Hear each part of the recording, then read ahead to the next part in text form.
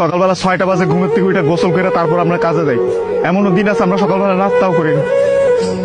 রাতের 8টার পরে আসি কাজ থেকে, আইসা যে খানা খামো ওই শক্তিটাও থাকে না, সেখানে আমাদেরকে রান্না করে তারপর খাইতে হয়। আমাদের কোনো ছুটি নাই। একদিন আমরা ছুটি পাই, ওই দিন আমরা ঘর গুছাইতে, কাপড় ধুইতে, এটা সেটা করতে করতে চলে যায়। কাপড় ধোয়ার জন্য যে মানুষ রাখলে তো টাকা যাবে, বেতন দিতে হবে ওদের। ওই টাকাটা বাসায় আপনাদেরকে পাঠাই, তারপর ওইটা দিয়ে আপনারা ফুটানি বানান। এই যে ইস্ত্রি করা, এই যে ভাজ আলা কাপড় বেড়া ঘুরেন। আর এই যে কাপড়, আমরা কাপড় পরতে পারি না ওইখানে। এই যে এখানে দেখেন না ভালো ভালো কাপড় পরে ঘুরতেছি, এটা খালি আব্বা আম্মা আত্মীয় স্বজন দেখে ভাবে যে অনেক সুখে আছে। ওখানে তো জামা কাপড় পরার টাইমই পাই না আমরা। কখন জামা কাপড় পরবো? সারাদিন তো ইউনিফর্ম পরেই থাকা লাগে। রাতের বেলা খাওয়ার পরে এই যে 5টা মিনিট মা বোন বাপের সাথে কথা বলি, ওইটাই আমাদের জীবনে সারাদিনের সুখ।